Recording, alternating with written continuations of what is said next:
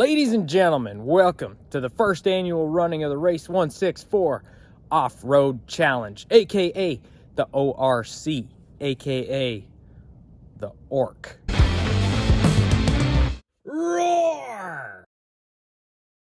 Back on our 100 subscriber giveaway episode, we gave away a whole bunch of trucks to everybody who raced that day, and I alluded to a future outdoor off-road racing tournament. This is that tournament. So we have all 16 of those drivers in their new trucks ready to race. Trucks is a loose term, off-road vehicles. We also have 8 more drivers who I invited, and actually since then we've more than doubled our subscribers. We're at like 2.25 now, so thank you very much. So if you saw the video of me building this track, you can tell it's still not finished to the way that I want it. But here in Northern Ontario, winter comes on in a hurry, so we gotta just race.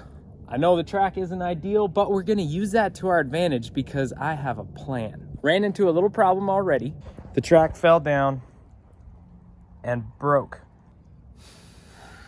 All right, I mean, maybe we just use it anyway. So now the track flattens out a little bit at the end, and that's kind of a good thing. The off-road challenge is not just about racing. Yes, it has a racing component to it, but it's mostly based on a point system. Here's how it's gonna work. 2 cars are gonna take to the track.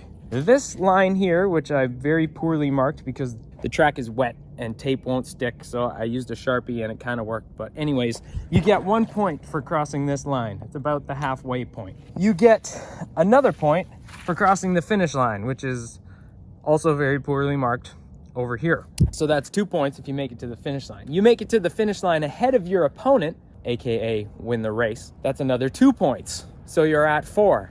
Now, here's the really unique thing. This spot here with the stripes is the end zone. If you can stop within the end zone, cross the finish line, stop in the end zone, that's 3 points without falling off the end of the track to your doom. So that means winning the race doesn't necessarily mean you win the heat, because if you cross the finish line before your opponent, but you fly right off the end of the track, that is 4 points. Whereas if you cross the finish line behind your opponent, but get the 3 points for stopping within the end zone, that's 5 points and you win. So a perfect run is you make it to the finish line ahead of your opponent, stop within the end zone for 7 points. If neither competitor makes it to the finish line, then a bonus half a point will be given to whoever made it the furthest. We've got 24 competitors. This is the qualifying round. The top 8 move straight to the second round of the tournament. The bottom 16 have to go in the first round. I'm dying to get this started, so let's go meet the drivers for heat number 1. Kicking things off, it's my beautiful wife, Charity Elliott, driving her Uncle Kirk's 2017 Ford Raptor. Making it a family event, next to her is my sister, Katie Elliott, in her 1984 Chevy Blazer. Okay, didn't have time to make a nice starting gate, so we're just using my hand. Here we go. Yellow, yellow, yellow, green.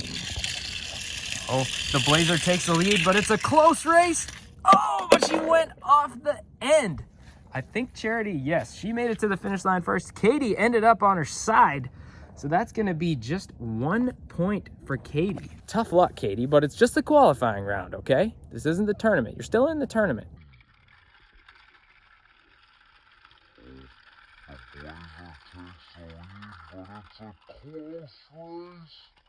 Charity takes the win, but she went off the end of the track, so that is a 5-point...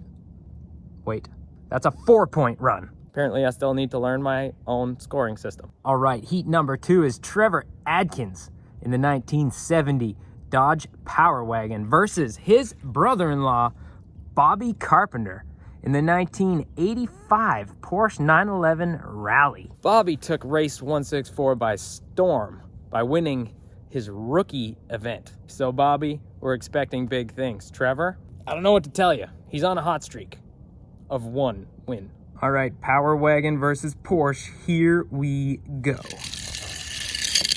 Oh, takes Bobby out. Trevor.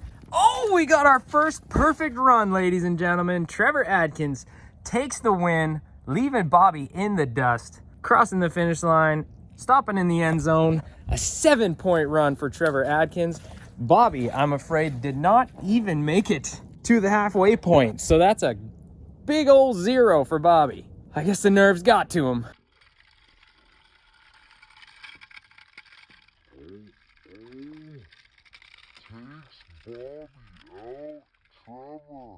Trevor, nice run.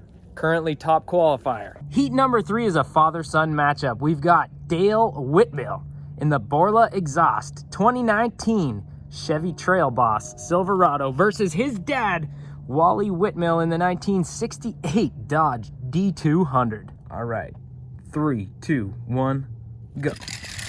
Oh, the D200 out to the early lead. Flies off the end of the track, as does the Trail Boss. Okay, so Wally takes the big win in the retro Dodge. Dale, solid performance. He was just up against a real stiff opponent.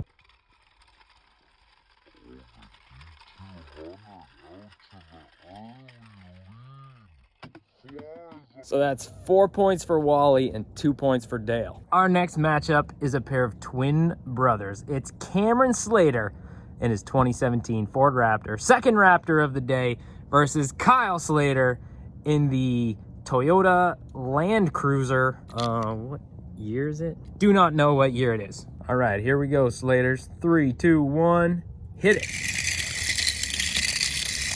Kyle out to the lead. Oh, but he wrecks. Oh! Cameron flies off the end of the track. I don't know who crossed the finish line first. This is going to be interesting. Technically, he's in the end zone, and he's stopped. He's on his roof, but he stopped in the end zone. So that's 3 bonus points. Kyle went off the end, so no bonus points for him. We'll see. I'll have to check the replay and see who crossed the line first.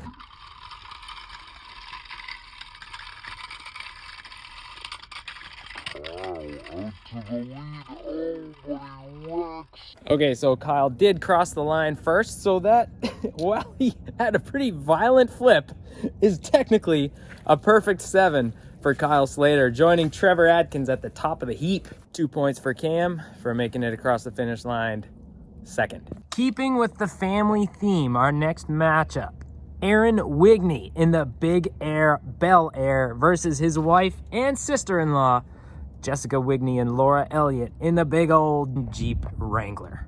3, 2, 1, go. Oh, Jeep off to a big start, loses it. Oh! Okay, held it together, crossed the finish line first, did not stop in the end zone, so not a perfect run for Jessica and Laura. But they did manage to stop Aaron right before the poorly marked finish line.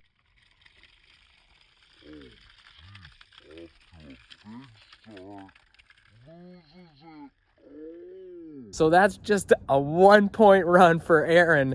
Jessica and Laura take home 4. Something interesting I'd like to point out.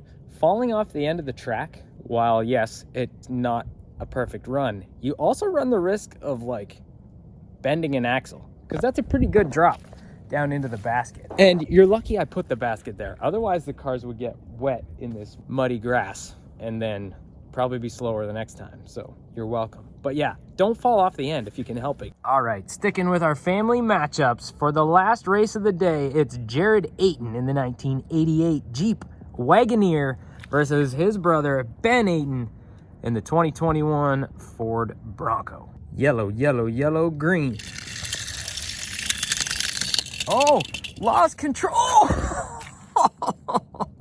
The brink of disaster for Jared Ayton, but he saved it, kept it on the track. Unfortunately, did not cross the finish line. However, he did make it further than his brother. You need to see that replay. That was wild.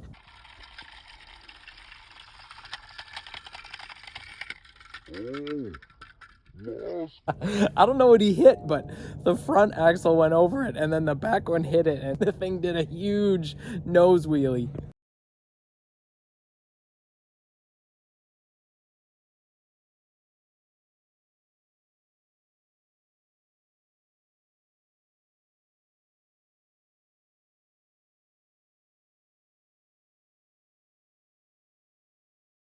Rolled over on the wall before coming to rest right on the precipice. So that'll be a score of 1.5 for Jared. He crossed the halfway mark and made it further than his opponent. and a 1 for Ben. I wish I had filmed that at a higher frame rate because that was one of the most spectacular wrecks we've ever had on the channel. Next time, I'll try and remember to hit that button. That's gonna do it for today. Thank you so much for watching. Remember, Jesus loves you, so do I, and I'll see you next time right here on Race 164.